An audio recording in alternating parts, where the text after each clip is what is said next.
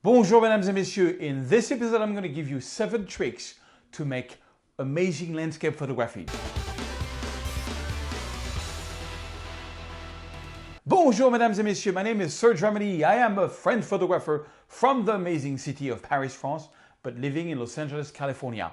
And I'm back in Los Angeles, California after a few weeks of travel in Paris, south of France, and north of Italy.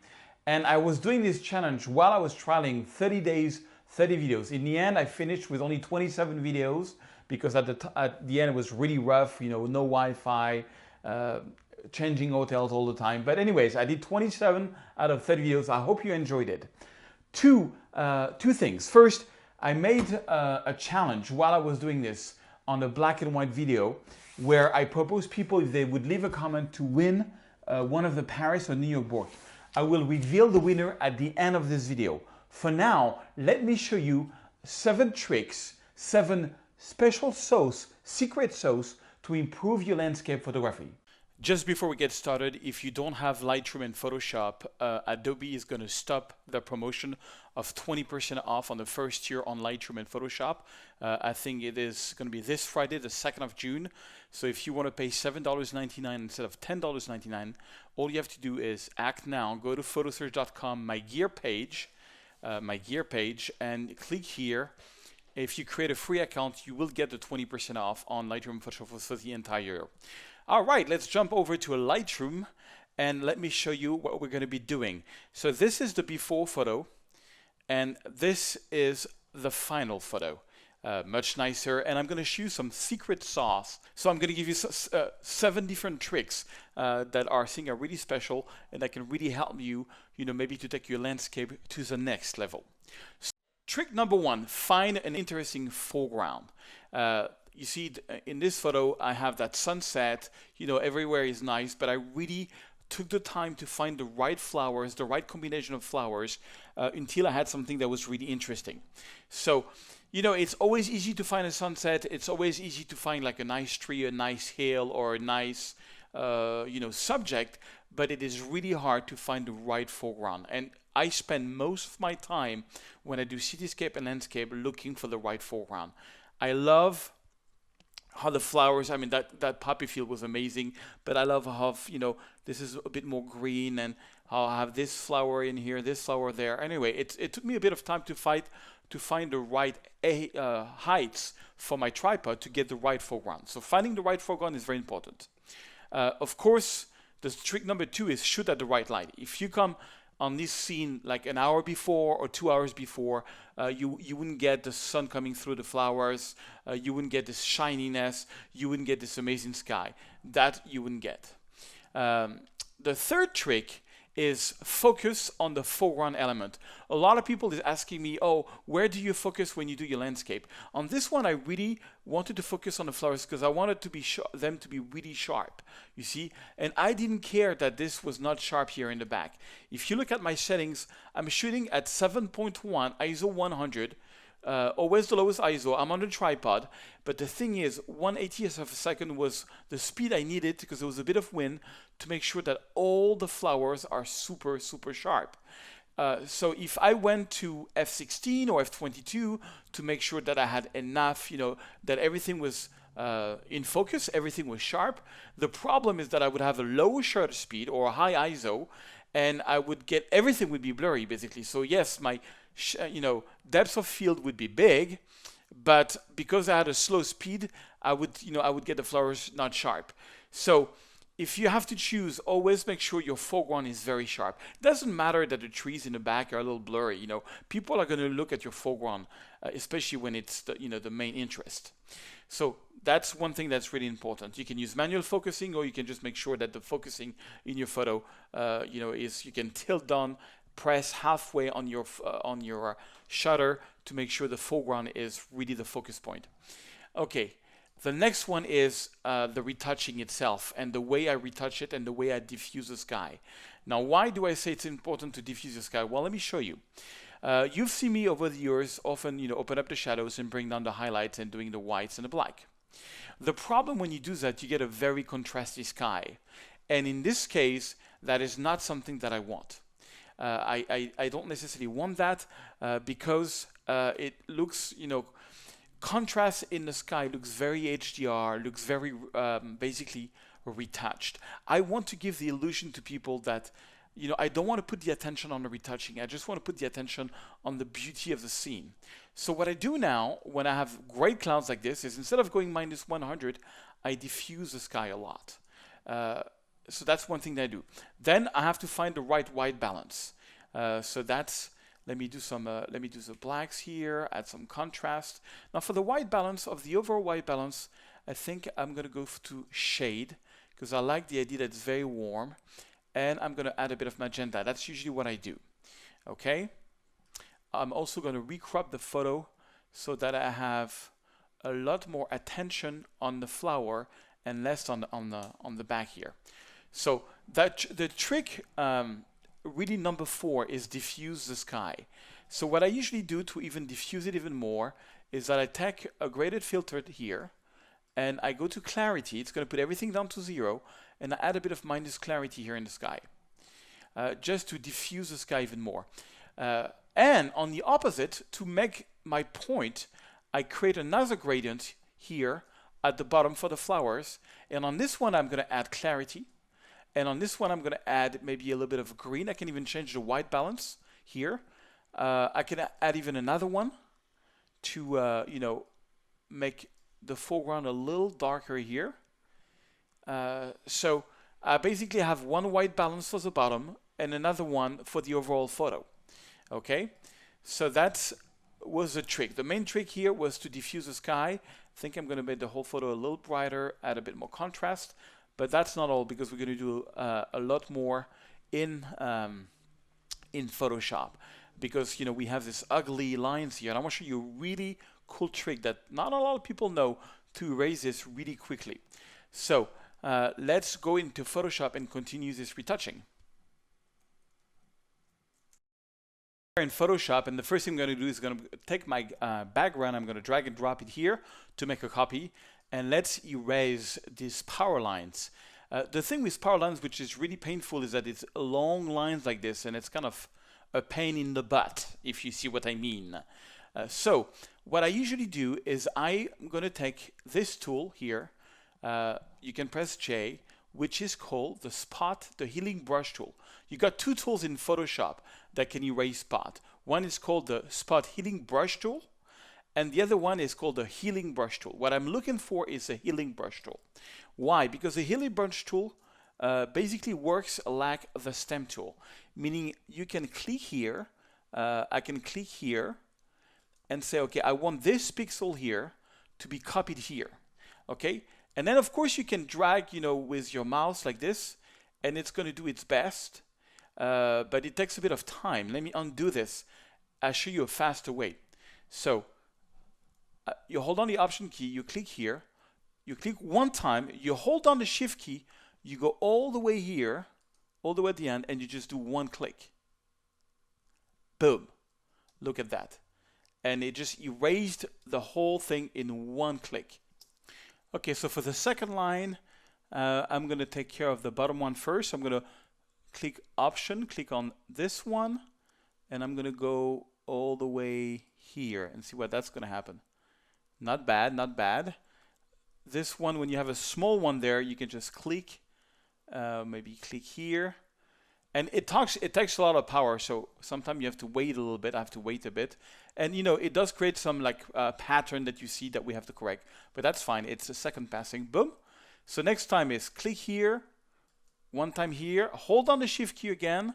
Let's go here, boom. See, we have a pattern here that we need to clean up. Okay, again, click here, hold on the Shift key, boom. Let's make this a little bigger. To make any tool bigger in Photoshop, you just hold on the Control and Alt key. I'm going to click here one time, hold on the Shift key. Oops, again. All right, so it's not doing it. Sorry, I'm going to click here, and hold on the Shift key. Voila. All right, and okay, now let's continue to zoom in. This I'm going to do with a stem tool. When you have something, or I don't know, no, actually, let's go back to this one. Let's take this, let's clean that up. So I'm going to sample some stuff from there and click here. But like the main trick I want to show you is this long lines. You know, you can just hold on a shift key. It goes really fast. Some people don't know that. Voila. And this, I'm going to click here, hold on the shift key, boom, hold on shift key. I used to spend a lot of time before I found out this trick of the shift key, which goes much faster. So that's, okay, now we got something weird there. So when it's like this, usually I go and take the stem tool. You press S for stem tool. And I'm going to make sure that my harness is about 80%. And maybe I'm going to copy that here. Voila. And let's go back and put the harness back again at 0. The reason why I put the harness at 70 here is I wanted to have the top of the tree to not be fuzzy. But now I want to get the clouds back, so I'm going to put the harness back at 0. I'm going to copy this, and it's going to make like a soft copy. Okay, and using the stem tool, I can go back. And usually what I do is I lower the opacity of my stem tool, and I just do some correction. So I'm just going to, I just sort of blend different clouds with different clouds really fast. And the fact that I'm not, that my opacity is at 57, it just mixed both of things here. We've got some weird pattern there. And you know, you just use a stem tool like this to make it more random again. And voila, here we have some patterns.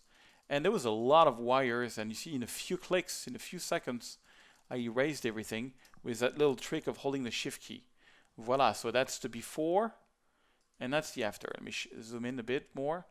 Before, after. You can see a bit of a pattern here, so stem tool here again, and let's just click here. And the good thing is, you know, clouds are so random that it's hard to tell. Okay, so now we've raised the power line. Let's go to the next thing, and let's, which is tip number 6, add back the sun. So what I'm going to do is I have in my library, and I'm going to give this, if you subscribe to my website, if you use the link that's below this video, it's going to take you to my website. It's a special link where if you subscribe to my daily newsletter, you will be able to get this for free. So the way it works is I'm going to use this sun. I drag and drop this in my shot. By default, it's a smart object because it's coming from the library. And the library is so cool in Photoshop because you can just drag and drop items into it and reuse them later. So if you open this file, if you download this from my website, you can just open your library and drag and drop it back into your library. It will be there for you forever. So this is a cool sun, and I'm going to make this one smaller. So I'm holding on the Shift and Option key to make it smaller in its center. I'm going to put it roughly where the sun is, and voila, the sun is there. Now, kind of weird, huh? But if you use the screen mode, boom, it takes out anything which is basically black and makes it transparent. And now all we get is the sun rays. So before, after, before, after. That extra thing, but you see here, there's a bit of a square. So you can just add a little mask by clicking here. B for brush, make sure black is your foreground color. Opacity around 40, that's fine. And you just brush out the top here so that we don't see like a sort of a square. You know, we just get the light rays. And voila. So that was tip number 6. Add back the sun to make the light rays more interesting. And now I'm going to save this. I'm going to close and save. And I'm going to go back to Lightroom, and we're ready for tip number 7, which is double development. What I mean by double development is usually I go back into Lightroom and I reopen up a bit the shadows. I redo my blacks. It gives an extra punch to your photo. In this one, I think I want to make the bottom of the photo a little darker again. I basically take a fresh look at it, you know, and give it a second pass. Let's put it this way. I can try making the top of the sky lower. No, I don't want to do that. I really want to have this diffuse sky. Okay, and one thing that I do also is I usually take a little brush, add some exposure, some clarity, and I just bring back a bit of light randomly here in the flower on the foreground, maybe a little more, not that much, with contrast and clarity, just to make some of them pop a little bit more, drag a little more attention. Okay, and if it's too much, which is the case here, you can just lower. That's the good thing about, you know, non-destructive workflow, and voila. So just that extra little, you know, white going on here in the foreground. And this is how we went from this to this. 7 little secret sauce to, help boost your landscapes. And now I want to talk to you about my training. If you go to my course page, you will see there's a list of 16 different courses, which is my sequence of training that I recommend. You can either buy the course individually, or you can buy them in one package, where instead of paying $1,748, you'll pay $340. Okay, in this video, I'm going to talk to you about one course, for example, the Portrait Composite Workflow. It's really one of my favorite course, and some of the photos that I got are some of the ones that I like the most all time.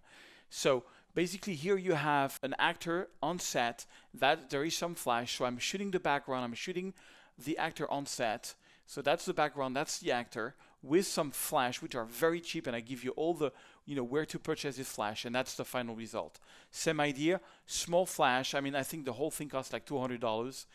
This is the cowboy, that's the background, and that's the final result. Here is another one with the flash, so that's the photo with the flash, that's the photo of the background, and that's the final result. That's another one in a bar, so we have the actor that's there with the flash, that's my buddy Calvin, and that's the final result. That's another one. This one is really straightforward. I just took him against a wall, I found this background in Los Angeles, and boom, that's the final result. If you enjoy this type of photography, this is really a course that I recommend. Now, for a limited time only, if you want to get all my training, instead of paying $340, you can pay $299, $41 less, by using the code YouTubeSerge. YouTubeSerge. You will find the link below this video and the coupon code there. Hope you enjoy it. Alright guys, I hope you like this video. So I just want to announce the 2 winners. The one that got the Paris book is Alexon Holden. I'm going to send him the Paris book with a little signature. And the New York book is Joe Belford. Very well done for winning this. And I will do more contests like this where you just have to subscribe my YouTube channel, leave a comment, and get a chance to win one of my books. Alright, don't forget to subscribe to the YouTube channel. I'm going to try to do 2 free videos per week. All you have to do is hit unsubscribe. Also, you have a little bell button. You can click on that to make sure you get a notification every time I do a free video. And please leave me a comment of what you would like to learn. And if you do like this video, like it. It really helps me. Thank you very much, and I will see you in a few days.